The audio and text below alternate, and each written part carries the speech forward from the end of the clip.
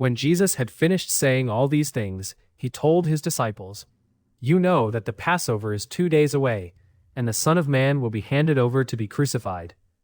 At that time the chief priests and elders of the people assembled in the courtyard of the high priest, whose name was Caiaphas, and they conspired to arrest Jesus covertly and kill him. "But not during the feast," they said, "or there may be a riot among the people." While Jesus was in Bethany, in the home of Simon the leper, a woman came to him with an alabaster jar of expensive perfume, which she poured on his head as he reclined at the table. When the disciples saw this, they were indignant, and asked, "Why this waste? This perfume could have been sold at a high price and the money given to the poor." Aware of this, Jesus asked, "Why are you bothering this woman? She has done a beautiful deed to me. The poor you will always have with you, but you will not always have me. By pouring this perfume on me, she has prepared my body for burial. Truly I tell you, wherever this gospel is preached in all the world, what she has done will also be told in memory of her."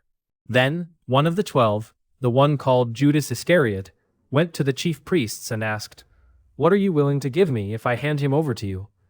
And they set out for him 30 pieces of silver. So from then on, Judas looked for an opportunity to betray Jesus. On the first day of the Feast of Unleavened Bread, the disciples came to Jesus and asked, "Where do you want us to prepare for you to eat the Passover?" He answered, "Go into the city to a certain man, and tell him that the teacher says, 'My time is near. I will keep the Passover with my disciples at your house.'" So the disciples did as Jesus had directed them, and prepared the Passover.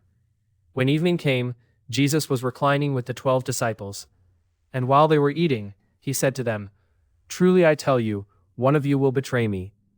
They were deeply grieved and began to ask him one after another, "Surely not I, Lord."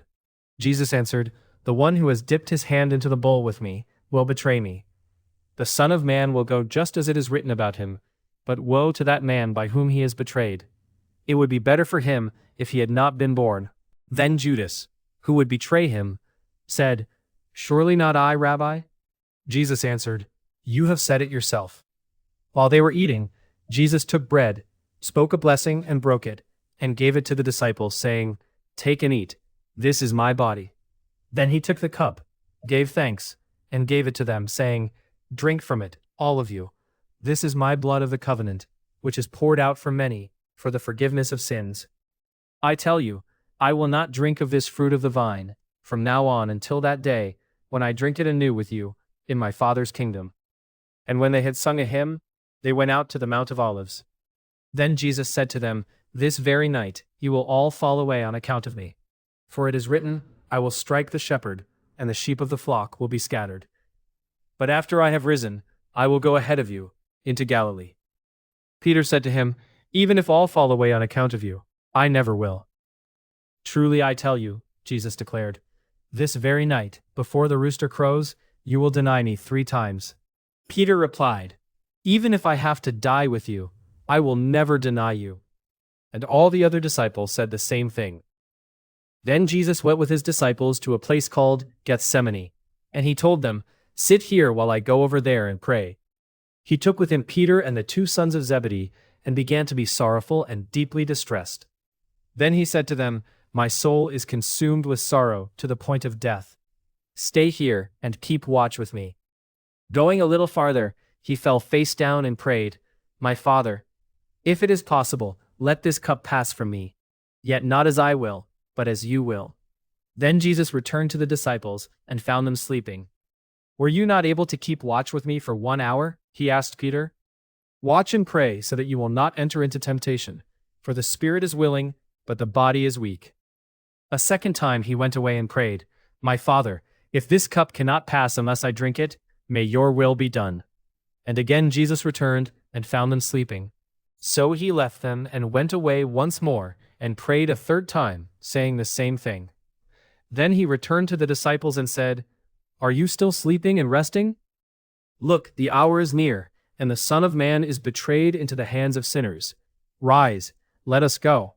See, my betrayer is approaching." While Jesus was still speaking, Judas, one of the 12, arrived, accompanied by a large crowd, armed with swords and clubs. sent from the chief priests and elders of the people. Now the betrayer had arranged a signal with them. "The one I kiss is the man. Arrest him." Going directly to Jesus, he said, "Greetings, Rabbi," and kissed him. "Friend," Jesus replied, "do what you came for." Then the men stepped forward, seized Jesus, and arrested him. At this, one of Jesus' companions drew his sword and struck the servant of the high priest, cutting off his ear. "Put your sword back in its place," Jesus said to him, "for all who draw the sword will die by the sword. Are you not aware that I can call on my Father, and he will at once put at my disposal more than 12 legions of angels? But how then would the scriptures be fulfilled, that say it must happen this way?" At that time, Jesus said to the crowd, "Have you come out with swords and clubs to arrest me as you would an outlaw? Every day I sat teaching in the temple courts, and you did not arrest me. But this has all happened, so that the writings of the prophets would be fulfilled." Then all the disciples deserted him and fled. Those who had arrested Jesus led him away to the house of Caiaphas the high priest, where the scribes and elders had gathered. But Peter followed him at a distance, right up to the courtyard of the high priest. And he went in and sat down with the guards to see the outcome. Now the chief priests and the whole Sanhedrin were seeking false testimony against Jesus in order to put him to death. But they did not find any, though many false witnesses came forward. Finally, 2 came forward and declared, "This man said, 'I am able to destroy the temple of God and rebuild it in 3 days.'" So the high priest stood up and asked him, "Have you no answer? What are these men testifying against you?" But Jesus remained silent. Then the high priest said to him, "I charge you under oath by the living God. Tell us if you are the Christ, the Son of God." "You have said it yourself," Jesus answered. "But I say to all of you, from now on you will see the Son of Man sitting at the right hand of power and coming on the clouds of heaven." At this the high priest tore his clothes and declared, "He has blasphemed. Why do we need any more witnesses? Look, now you have heard the blasphemy. What do you think?" "He deserves to die," they answered. Then they spit in his face and struck him. Others slapped him and said, "Prophesy to us, Christ. Who hit you?" Meanwhile, Peter was sitting out in the courtyard, and a servant girl came up to him. "You also were with Jesus the Galilean," she said. But he denied it before them all. "I do not know what you are talking about." When Peter had gone out to the gateway, another servant girl saw him and said to the people there, "This man was with Jesus of Nazareth." And again he denied it with an oath, "I do not know the man." After a little while, those standing nearby came up to Peter. "Surely you are one of them," they said, "for your accent gives you away." At that, he began to curse and swear to them, "I do not know the man." And immediately a rooster crowed. Then Peter remembered the word that Jesus had spoken, "Before the rooster crows, you will deny me 3 times." And he went outside and wept bitterly.